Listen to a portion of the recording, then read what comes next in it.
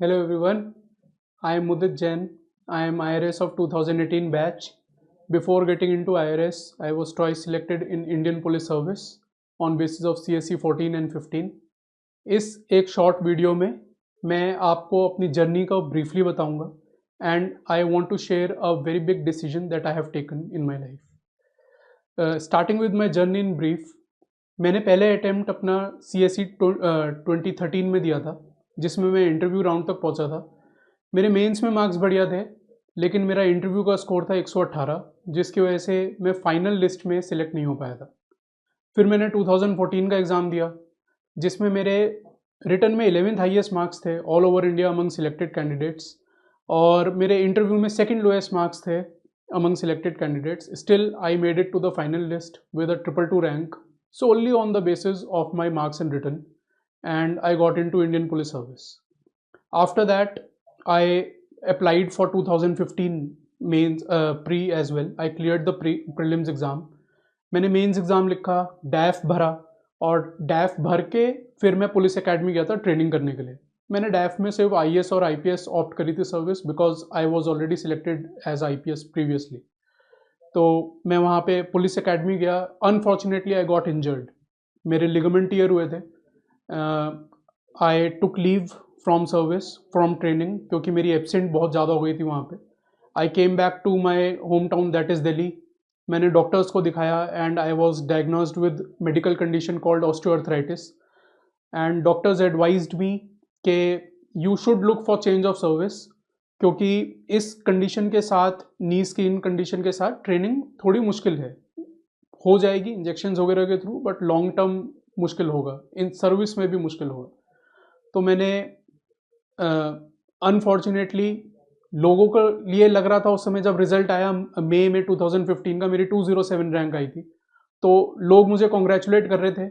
लेकिन मुझे पता था कि मैं वो सर्विस में कंटिन्यू नहीं कर पाऊँगा। मेरे पास मेरी knees already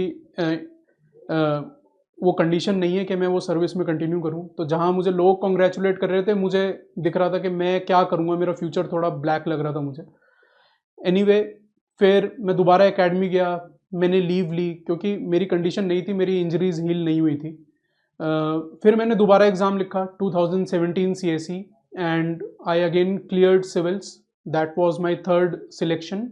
I got 173 rank, और फिर से मेरे मेंस में बहुत बढ़िया मार्क्स थे। उस बार GS में मेरे 463 मार्क्स थे, and I got into IRS।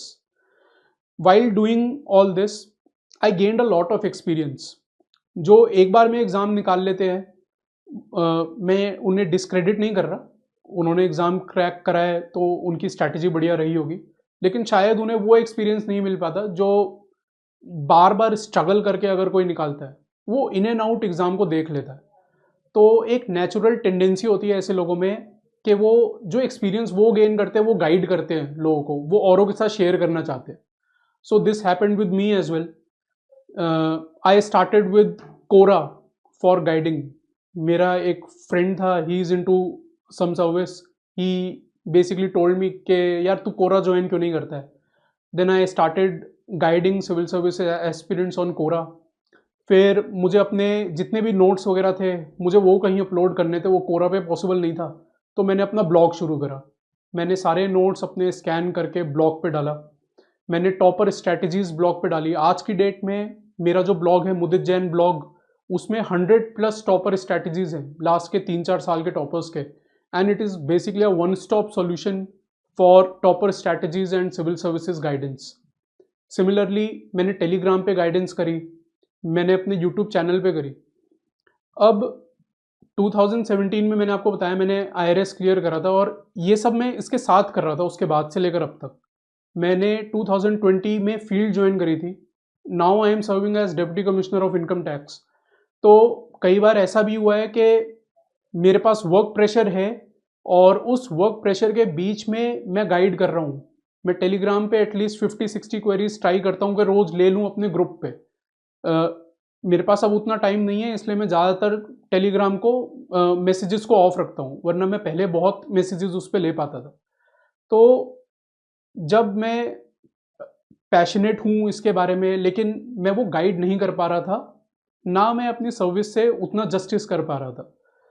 So it brought me to a natural transition slowly and slowly, कि मुझे थोड़ा सा कम करना पड़ा गाइडेंस को। मैंने बुक्स भी लिखी हैं। आपने डिकोड एथिक्स या तो पढ़ी होगी या उसके बारे में सुना होगा। काफ़ी टॉपर्स अक्रॉस द ईयर्स उसे रेफ़र करते हैं, रिकमेंड करते हैं। मैंने एस्से पे बुक लिखी है। If you are civil service aspirant you would know कि आजकल फिलोसफिकल एसेज बहुत आते हैं। Joy is the simplest form of gratitude, mathematics is music of reason. ये सब जो टॉपिक्स हैं ये फिलोसफिकल नेचर के टॉपिक्स हैं। तो मैंने लास्ट 54 जो फिलोसफिकल टॉपिक्स आए हैं आज तक लास्ट 11-12 ईयर्स में, मैंने उनको 28 डिफरेंट अप्रोचेज में सॉल्व करके एक बुक लिखी थी जिसका नाम है डिकोड एस्से। इसके लिए टाइम चाहिए होता है। वो टाइम सर्विस के साथ देना बहुत टफ है, वो मैनेज करना बहुत टफ है। कई बार ऐसा हुआ है कि मैं पूरा दिन ऑफिस में हूँ और फिर मैं रात को जाके लेट सो रहा हूँ, फैमिली को टाइम नहीं दे पा रहा हूँ। तो anyways this basically what it did was that I was in two boats. मैं दोनों तरफ से जस्टिस नहीं कर पा रहा था। एंड वो दो बोट्स में जब एक कोई बंदा होता है तो it affects him a lot. I think you would be able to relate with me. कहीं ना कोई डिसीजन आपकी लाइफ में भी ऐसा होगा, कुछ होगा जो आप दो बोट्स में आपको लगता है आप सवार हो। तो ऐसे में बेटर ये होता है कि कोई एक ऑप्शन इधर या उधर आर या पार बंदा कर ले। So this brings me to the decision part of it. I have decided to leave IRS.